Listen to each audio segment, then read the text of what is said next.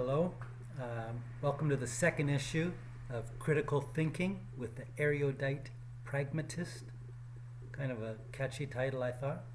I wanted to do the issue of lying. It's something that all of us seem to know something about, and it happens daily, but it happens way too often. So let me get into this. I don't watch Face the Nation anymore. Ever since Bob Schieffer left, it's not worth my time.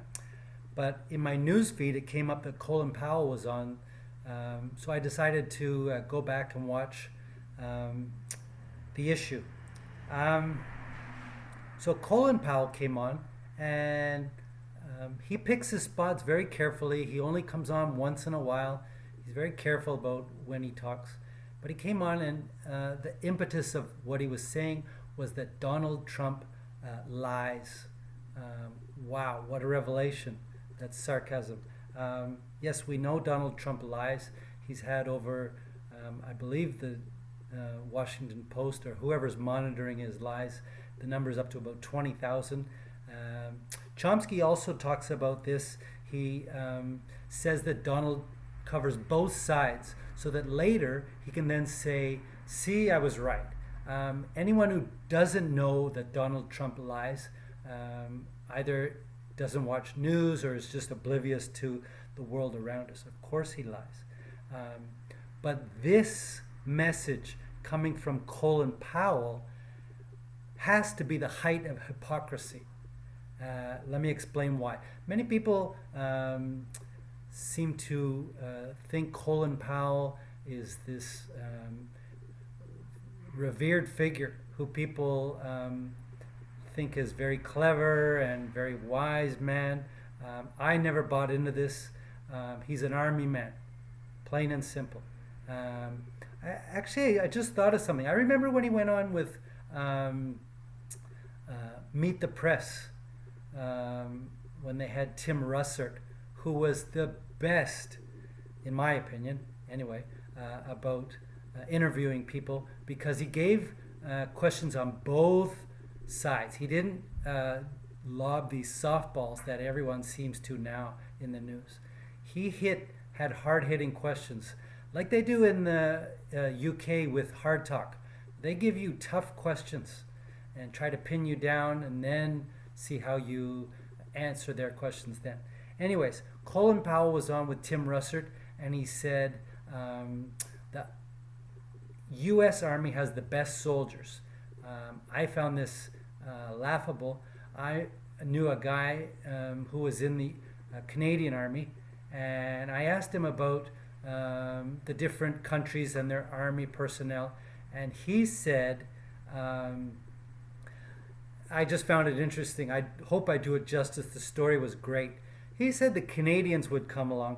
Obviously, in our army, we have many people from Europe and these countries, and we have pretty tough men. And if you doubt me, go and listen to some of Don Cherry stories about the army. You'll learn that the Canadians are tough. They are really tough. Anyways, the story quickly was that the Canadians would go, I think they were over in Yugoslavia, they would go in and dig these trenches. And they were done perfectly.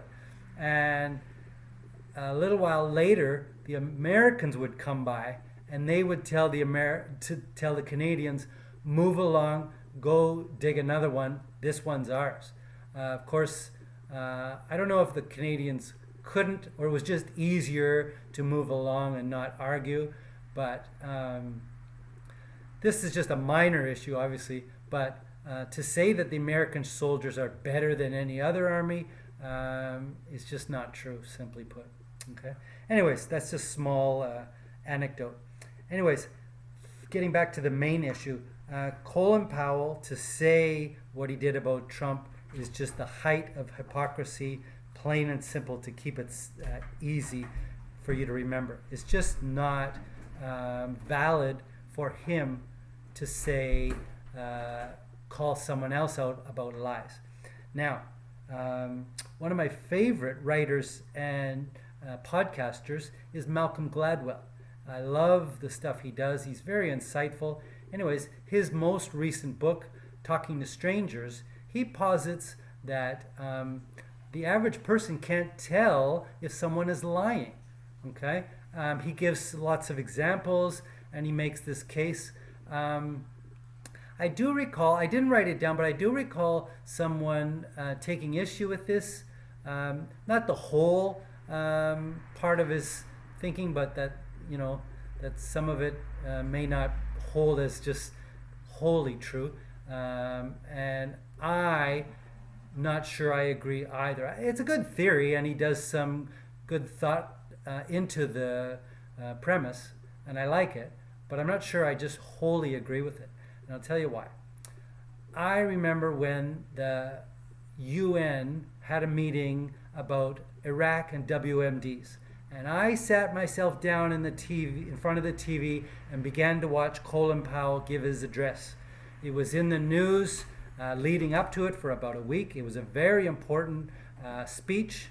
And they, of course, Dick Cheney, they thought, we'll have the gravitas of Colin Powell, have him give the speech. Now, I don't know why he gave the speech. That part, maybe someone's documented in a book why. I don't know. But I do remember people thinking, oh, Colin Powell speaking, it must be important. So I sat down in front of the TV and watched his address to the UN. I immediately called liar, BS. I knew he was lying. Deep down in my heart, I listened, and I just knew he was lying. Okay? I remember also at the time, I don't know if it was right before or they quoted the girl. Do you remember there was a girl who gave a speech about what they were doing with the incubators and all that? And then it turns out later that they'd got her, and she was the daughter of one of the ambassadors. So it was what we would call an inside job. I remember thinking at the time too that this seems almost like, when you're playing cards, it almost seemed like dealing from the bottom of the deck, that type of thing. I just didn't, there wasn't the air of authenticity when she was speaking about that. Anyways, so I just wanted to point that out, that I thought he was lying.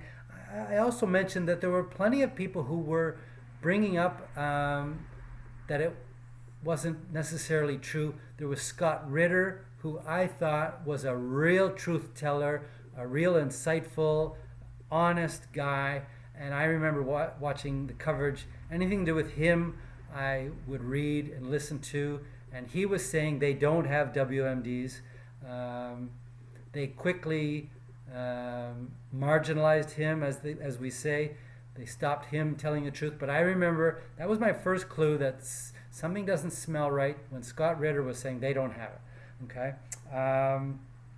So anyways, going back to the Army, just to put on that, the Army has a history of covering up the truth.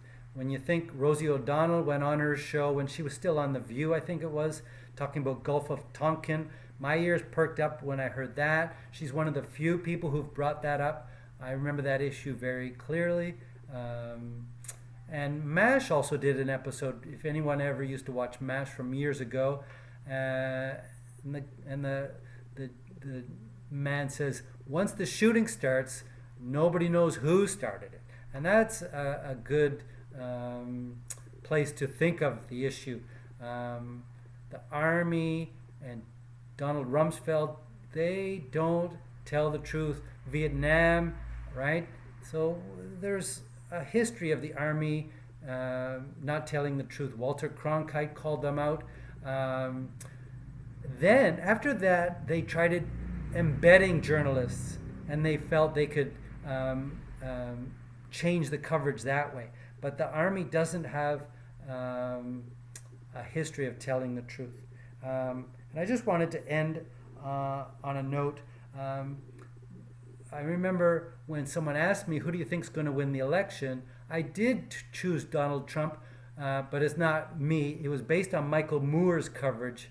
And he did some, I don't know if you would call it research, but he went and did some investigating, and he felt that in Michigan they would change people's votes there.